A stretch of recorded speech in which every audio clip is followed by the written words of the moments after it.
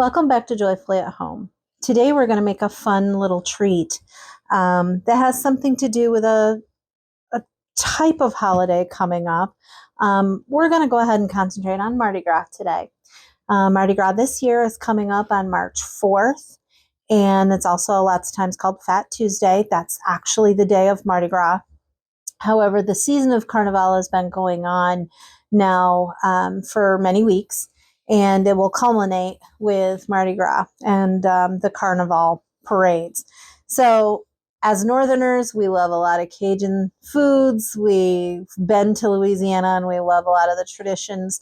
And so today we're going to show you how to make your own king cake.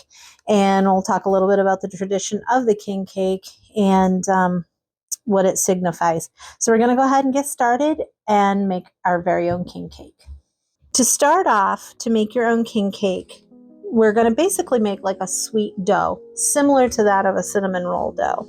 We're going to start with 3/4 of a teaspoon of salt. Then we're going to put in 1 egg that's been beaten.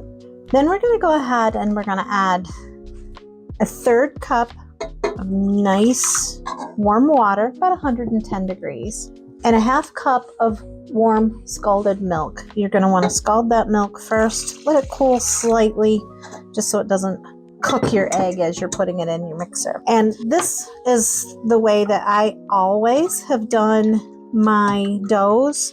I don't have any need to proof my dough.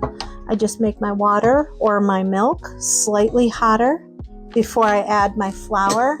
Works beautifully. So now we're going to go ahead and first add 2 tablespoons of melted butter. Then we will add 2 3/4 cups of flour. This is a truly easy dough, and the king cakes are always a wonderful tradition for Mardi Gras. It signifies the 3 kings. The cake itself will have the trinity of colors, your green, your yellow, or your gold, and your purple. And it will also have, in the end, a tiny little baby, which signifies baby Jesus.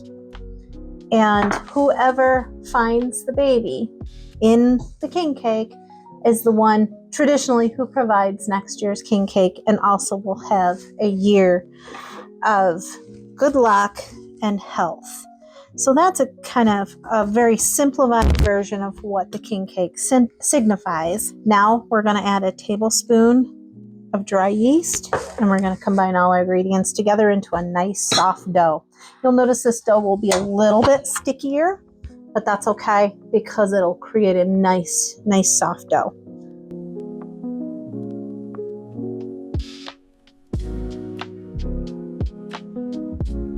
So this is how you want your dough to look in the end. It has a bit of a very soft, somewhat sticky texture, but yet holds together in a dough ball. If you wind up seeing that your dough is very, very sticky, like really, really sticky, won't even form a dough ball, then you can add a tablespoon of flour to your mix and continue mixing at a time. Because that does happen with humidity differences, and we've had a lot of snow here lately, so it's been very damp lately. So I did have to add a couple more tablespoons of flour to my dough to get this nice soft, but yet slightly sticky texture. So now all we're going to do is just very lightly spray another bowl, take our dough, and then flip it over once to give it a greased top, and then go ahead and allow this dough to rise for about 1.5 hours till it's nicely puffed and doubled. Then our dough will be ready to form our king cake. Now that our dough is rising, we're going to go ahead and get our filling made for our king cake, which is essentially similar to a cinnamon roll filling, but with a few differences, but equally as delicious. So we're going to go ahead and we're going to start with 1/2 cup of packed brown sugar. Just go ahead and get that smushed up in here. And we have a teaspoon of cinnamon. Actually, I usually add 2 teaspoons. Famous recipe always calls for 1, but I like it to have quite a lot of cinnamon in it. So add to. It'll taste better. We have a 1/4 cup of flour. We'll go ahead and we'll take our dry ingredients, just kind of get them all mashed up together. And then we'll go ahead and we'll add our pecans and our melted butter. So now we just finish with a 1/3 cup of chopped pecans. Toss them around in here. And then a 1/4 cup of melted butter. And then just mix it up. You'll have kind of a soft, crummy type of mix. And we'll set this aside once we have it all mixed together to put inside of our king cake. So now our dough is nicely risen. It's got a little crust on the top because I didn't cover it with plastic wrap. I covered it with just a regular tea towel, but that's perfectly fine. You'll see how nice and puffy our dough is. So now we're just going to go ahead and take this dough, pop it right out onto our counter. Get a little bit of flour on the top so we don't get it too sticky, because this dough was a slight bit sticky anyway. So now that you've got a little bit of flour on it, you're just going to start patting it out. You're going to want to try to get an approximate rectangle shape. And then you can go ahead and roll this out into about an 11 to 12 by 9 rectangle. Then we will add our topping and we will start shaping our king cake. Now that we have our dough all rolled out into a rectangle, it's basically just taking that filling that we made just a few minutes ago and taking it and spreading it right out on your dough. It is wet because of your melted butter, so you just try to break up some of the clumps as you can.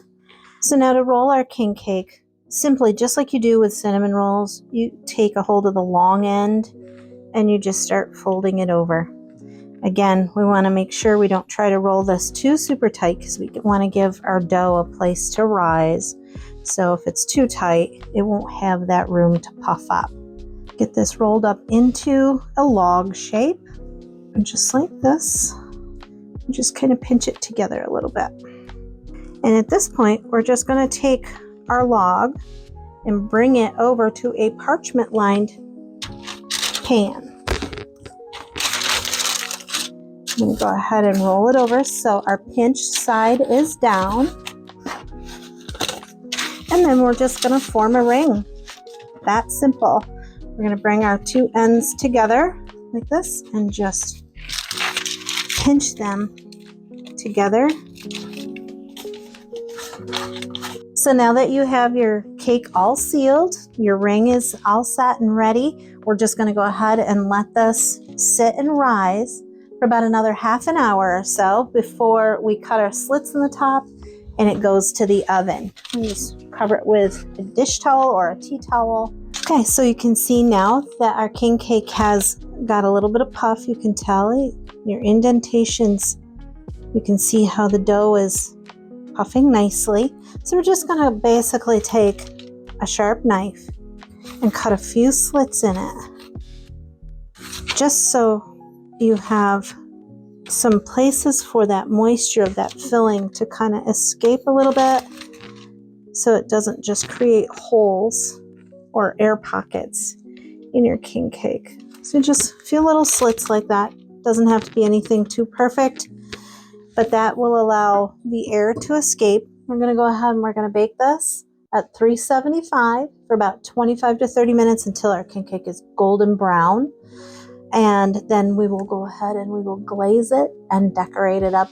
And not to forget, put our little baby inside. So while our king cake is in the oven, we're going to go ahead and we're going to get our glaze for the top done. We're going to start off with 2 cups of powdered sugar. We're going to add a tablespoon of melted butter, and then we're going to just drizzle in a little bit of milk. Usually takes about 2 to 3 tablespoons, depending on the humidity in the air.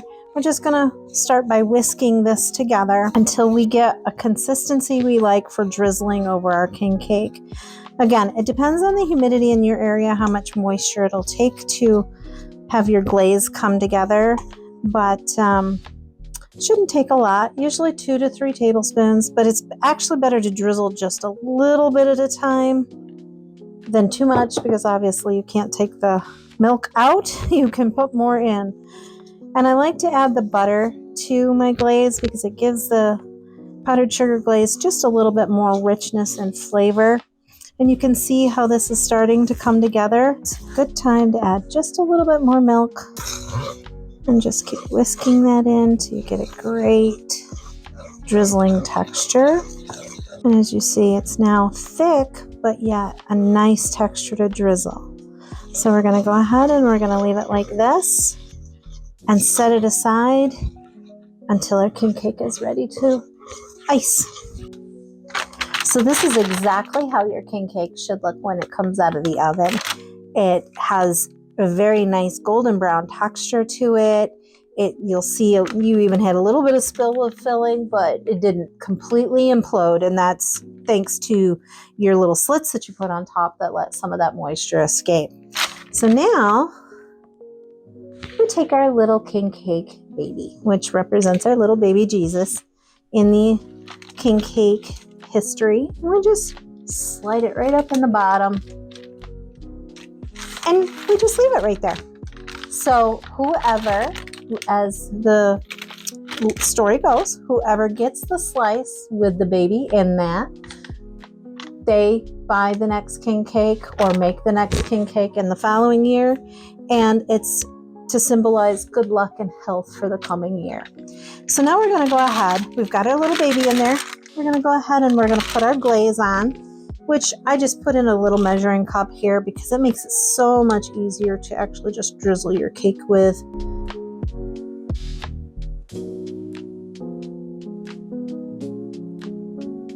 We'll just sprinkle in sections. Go ahead and put some purple and our green sugars and our yellow or our gold sugars if you have them.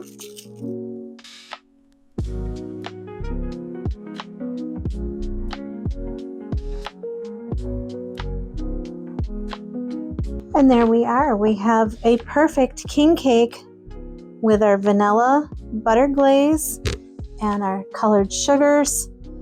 Once we slice this open, you'll see that beautiful brown sugar, cinnamon, pecan filling, and our baby inside. And whoever is the lucky recipient, it's told that they will have good luck and health all year.